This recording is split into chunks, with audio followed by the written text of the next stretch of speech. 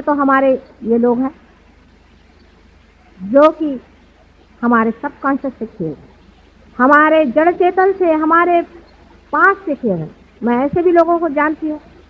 इस खोज में मैंने बहुत गुरु घंटालों को देखा और सबके मैं हथकंडे जानती हूँ कि ये क्या क्या दशा करते हैं और किस तरह से जन्म जन्मांतर के लिए आपकी कुंडलिनियों का सत्यानाश करते। मैं बहुत से ऐसे लोगों को जानती हूँ जो आपके पिछले जन्म की बातें बताते, उसी से आप अभिभूत हो जाते। किसी ने कह दिया मैं तुम्हारा पति था। एक थी मेरे पास आई कहने, माता जी मैंने उनको अपना सर्वस्व दे दिया। मैंने कहा क्यों क्यों लिया तुमने? कहने मेरे से कह रहे थे कि मैं तुम्हारा पति। मैंने कहा तुम्हारा पति? बड़ी पातिव्रत्य है तुम्हें। अगर ऐसा ही पातिव्रत्य है तो जो मर गया पति, उसके लिए तो तुम इतनी मरी जा रहे हो, और जो तुम्हारा पति आज जीवित है उसका क्या हाल है? उसके प्रति कोई पातिव्रत्य नहीं। और ये जो एक पैसा खाओ वहां बैठा हुआ है, उसको तुमने सारे जेवर दे दिए क्योंकि उससे तुमसे कहा कि वो तुम्हारा पति। फिर कोई कह रहे थे कि ये साहब हमसे कह रहे थे कि हम भगवान के अवतार, हम परमेश्वर। अरे कोई कहने को अपने देश में किसी को क्या लगता? झूठ बोलने में तो हम लोग पक्के माहिर हैं। कोई सी भी झूठ बोल दीजिए, इसको साइकोलॉजी में स्टिग्माइड पर्सनालिटी।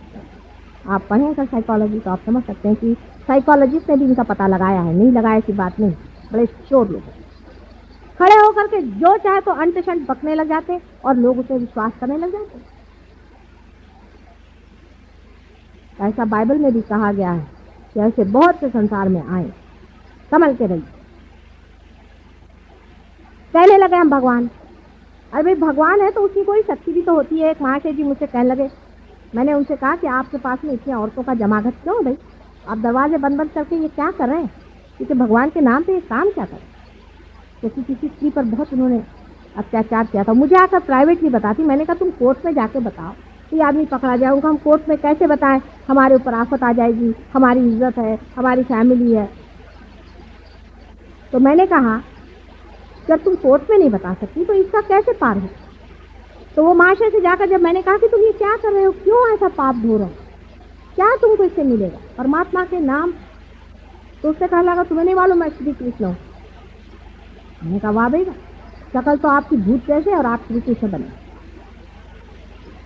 आप श्री कृष्ण कैसे हुए? मैंने कहा श्री कृष्ण को आप कितना जानते हैं? जिसने 5 साल की उम्र में कालिया का मर्दन किया था, उसके सर पे चढ़ के वो कहा। मैंने कहा मैं आपकी दाढ़ी ऐसे नोच लूं तो अभी उठ नहीं सकेंगे। मजाक ही में मैंने कह दिया। बाद में सुना था किसी ने उनकी दाढ़ी आधा घंटा पकड़ी रही थी, वो हिलते रहे वैसे।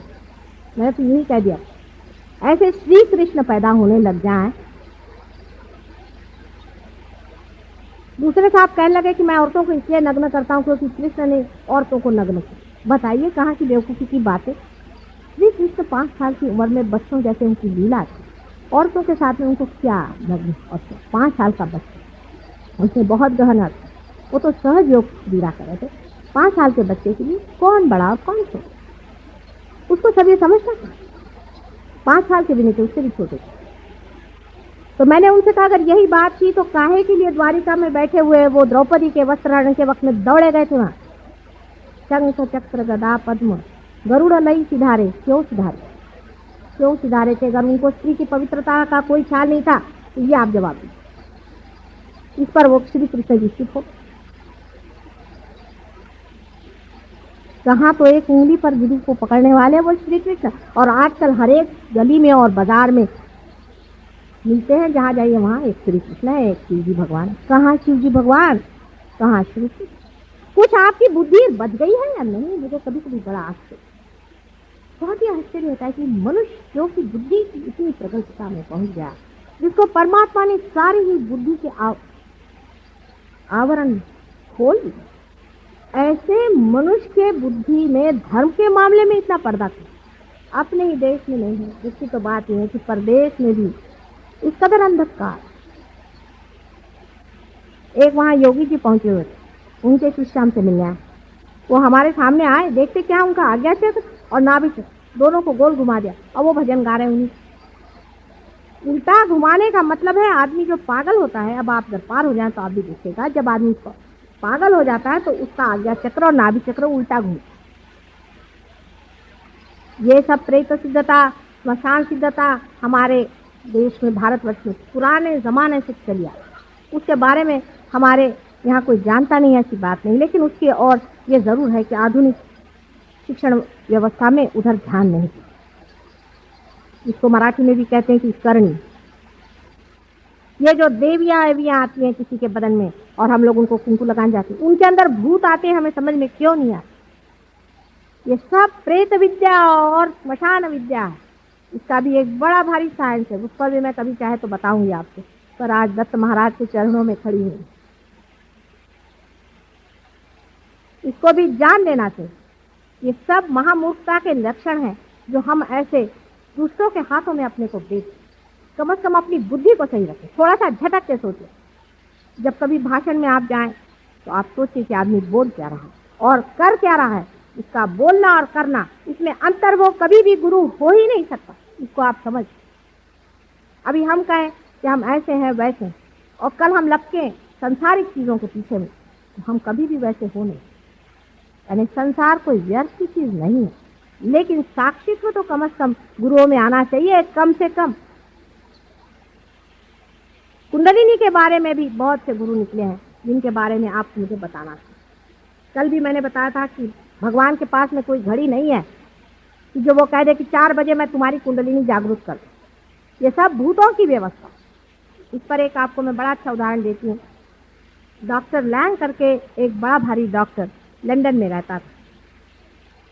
उसने कुछ बहुत शोध किए थे और वो चाहते थे कि लोगों को उसे क्योर किया जाए, लेकिन अकस्मात उनकी एक एक्सीडेंट में मृत्यु हुई। इसके कारण वो अपना जो शोध था लोगों को बता नहीं पाए। तो उन्होंने, जब उनकी मृत्यु हो गई, हम जब मरते हैं तो पूरे नहीं मरते, थोड़ा सा हिस्सा गिर जाता है, बाकी सूक्ष्म शरीर जीवित है। तो उन्होंने इस सूक्ष्म शरीर में यह सोचा कि चलो किसी के अंदर घुस कर ही प्रवेश करके दे। तो एक वियतनाम में एक सोल्जर लड़ रहा था, उसके शरीर में उन्होंने प्रवेश किया और उससे कहा कि तुम मेरे लड़के के पास चलो और उससे ऐसी ऐसी बात बता।